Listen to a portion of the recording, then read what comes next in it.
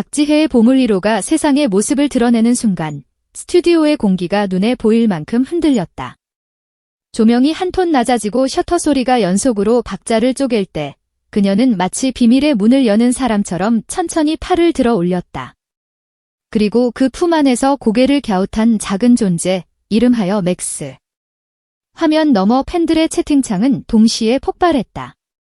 귀여움을 뜻하는 온갖 단어들이 튀어나왔지만 정작 그 말들로도 부족했다. 왜냐하면 그날 그곳에서 공개된 건 귀여움 이상의 무엇, 한 사람의 삶을 지탱해온 심장 같은 존재였기 때문이다. 박지혜는 웃었다. 그러나 그 웃음은 단지 화보 촬영의 마무리를 지어내는 예의 바른 미소가 아니었다. 묵직하고 온기가 있는 웃음, 더 정확히는 오랫동안 품고 걸어온 이야기를 드디어 말해도 좋다는 허락의 미소였다. 그래서일까?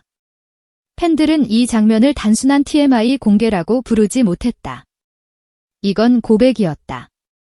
그녀가 내민 한마디. 나의 보물 1호는 맥스입니다. 그 짧은 문장은 의외로 길었다. 기억과 계절과 호흡과 밤의 고요가 응축되어 하나의 이름이 되는 과정. 그 압력을 팬들이 화면을 통해 고스란히 느꼈기 때문이다. 한동안은 맥스의 눈동자가 스포트라이트를 대신했다. 카메라가 줌인을 반복할 때마다 반짝이는 점들이 스튜디오의 어둠을 깨뜨렸다. 누군가는 그 반짝임을 광택이라 불렀고 누군가는 순진무구한 호기심이라 불렀다. 하지만 박지혜에게 그건 신호였다. 고단한 하루의 끝에서 나를 원래 자리로 데려오는 대롱대롱 매달린 별 같은 신호. 그래서 그녀는 말한다. 나는 백세를 상당히 좋아합니다. 놀라운 대목이다. 대부분 사람들은 장수를 소망으로 말하지만 그녀는 그 시간을 사랑이라 표현한다.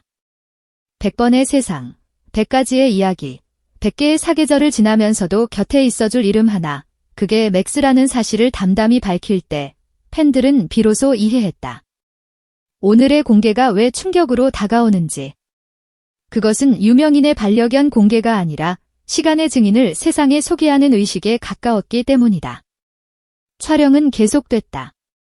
그러나 이날의 촬영장은 보통의 화보 현장과 달랐다. 의상과 메이크업, 조명과 배경은 어디까지나 액자일 뿐, 초점은 다르게 박혔다.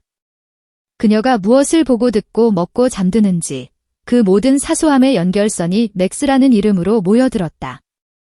촬영이 끝나면 가장 먹고 싶은 음식이 뭐냐는 질문에 그녀는 망설임 없이 대답했다. 치킨. 단호한 그 한마디 속에 수천 번의 스케줄 끝, 허기를 달래주던 밤의 풍경이 스친다. 단백질과 기름의 온기가 폐 속까지 내려갈 때 비로소 사람은 오늘을 마감할 수 있다. 그리고 그 마감의 시간, 그녀는 늘 음악을 틀었다.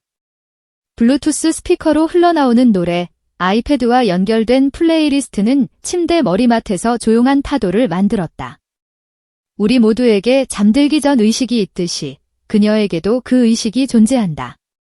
볼륨을 12로 맞추고 첫 곡의 첫 소절에 호흡을 나란히 붙이고 맥스의 규칙적인 숨소리를 박자로 삼아 눈꺼풀을 닫는 일, 그 질서가 무너지는 날에는 잠이 도망쳤다. 그래서 그녀는 스스로를 인정한다.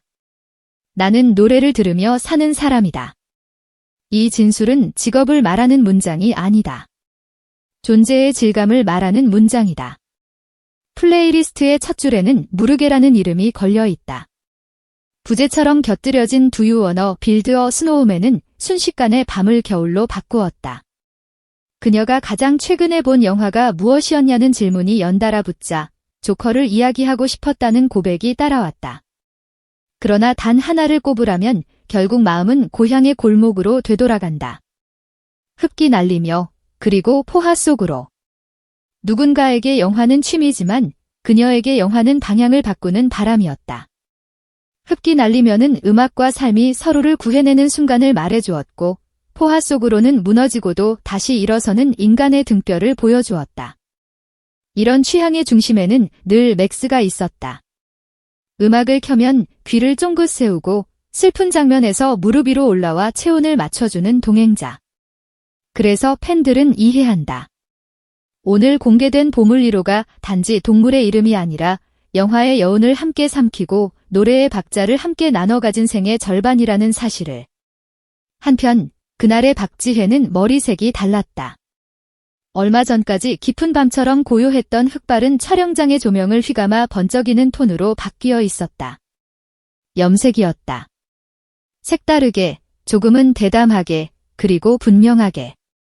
변화는 사람을 불안하게 만들기도 하지만 그녀에게 변화는 메시지였다. 나는 새로워지기를 두려워하지 않는다. 익숙함과 안락함을 잠시 접어두고 낯선 색을 머리에 얹는 일은 단지 외형의 변주가 아니다.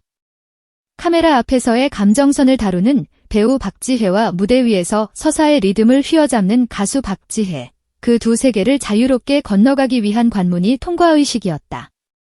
배우는 내가 아닌 다른 사람의 마음을 빌려 사랑을 말한다. 가수는 내 안의 진심을 끄집어내어 관객의 오늘과 연결한다. 서로 다른 두 길은 종종 멀게 보이지만 그녀는 두 길을 한자리에서 꿰어낸다. 노래의 호흡으로 대사를 던지고 대사의 호흡으로 노래를 쌓는다. 그 중심에서 맥스는 늘 대기한다. 언어가 닿지 않는 부분을 채워주는 존재, 늘 집으로 돌아오는 길목에 불을 켜주는 존재. 그녀의 하루는 때로 장난으로 빛난다. 남들은 모르는 나의 말도 안 되는 재능을 말해달라 하면 팔꿈치와 혓바닥이 닿을지도 모른다는 천진한 고백을 내놓는다. 농담인가 싶다가도 그 너머로 빼꼼 고개 내미는 성실함을 발견한다. 가벼운 웃음을 허락하는 사람. 그래서 무거운 고백을 더 깊게 믿게 만드는 사람. 촬영이 끝나면 뭐가 먹고 싶냐는 질문에 치킨이라 대답하는 그녀에게서 팬들은 현실감 있는 온기를 본다. 큰 시상식의 화려함도 거대한 스튜디오의 웅장함도 좋지만 결국 사람을 살게 하는 건 뜨거운 한 끼와 따뜻한 노래, 그리고 서로의 체온이라는 사실을. 그 당연한 것을 그녀는 꾸밈없이 상기시킨다.